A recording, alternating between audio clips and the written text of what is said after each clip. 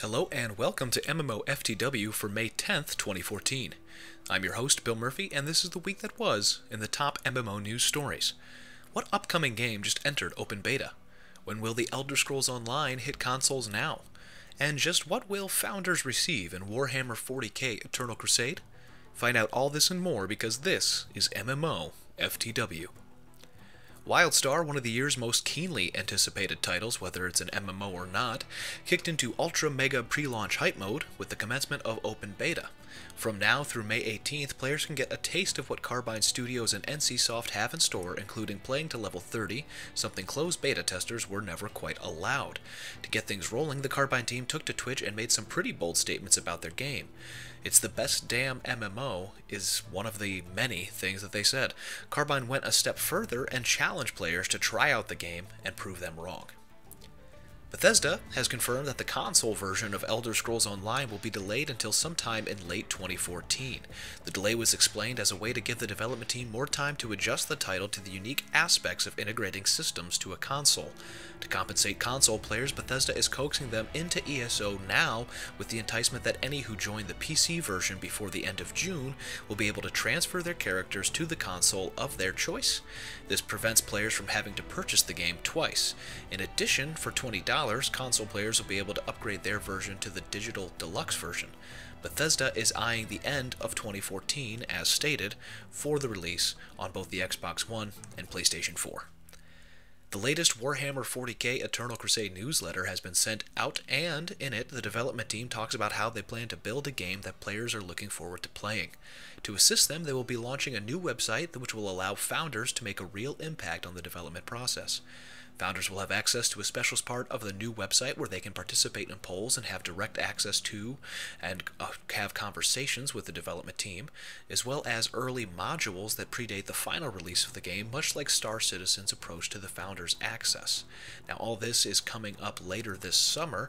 They've just announced that they're going to have a founders program, but what exactly that will entail is coming up around E3. Oculus VR, recently bought by Facebook, is stating lofty goals in that they believe they can create an MMO that can host about a fifth of the world's population. That's right, 1 billion people all sharing the same game space. The fly in the ointment, so to speak, is convincing the world that Oculus is indeed the real deal and the perfect thing to put together with this emerging technology. Quoting The Verge, who broke the story, "Obviously, the billion-person MMO is a long ways off, but the company has its eye on a stepping stone. Oculus hopes to convince players that they're having a real conversation with another person. For now, the uncanny valley of imperfect video game graphics will keep people from having photorealistic faces, but even cartoony ones might be enough to get us to the tipping point," Aribe says. "If you let it go, you can have a real conversation with a person. That's the holy grail we're trying to get to." We'll see, guys. We'll see. In one of the week's hottest stories, Activision Blizzard's Bobby Kotick has revealed that the company is willing to spend in the ballpark of around $500 million on Destiny to both develop and promote the game that's due out later this year. This figure, if it is accurate, will set a new record for most dollars invested and spent on a single game. Quoting Reuters, "Investors hope that Destiny, scheduled for release on September 9th from Bungie, the same studio that created Microsoft's best-selling Halo franchise, could reinvigorate Activision's revenue, which slid 6% in 2013. If you're making a $500 million bet, you can't take that chance with someone else's IP," Activision CEO told the Milken conference. "The stakes for us are getting bigger." Along with that news, Activision Blizzard also announced that the beta cycle for Destiny will finally begin in July, just a few months before the game is set to release in September. And finally, Brad McQuaid has posted a lengthy letter on the Pantheon Rise of the Fallen site. In it, he lays out the ways that the development of the game can and will continue, albeit at a slower pace. Key to the plan is the inclusion of a volunteer development staff and the necessity of remotely working together to move Pantheon forward as the team continues to look for funding sources.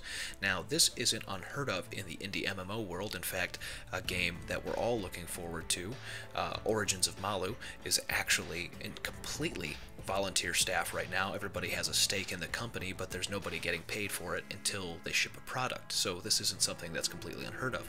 However, there is some hubbub going around, and our own Rob Lashley actually wrote a lengthy editorial on the fact that Brad took some of the initial funding and paid himself 3 months' salary, which ate through the funding and caused the development to halt before it probably should have. So yeah, we'll see what happens exactly with Pantheon in this one. We're pulling for the game because we still believe there's a niche that it's going to serve, but we wouldn't be surprised if it just never sees the light of day.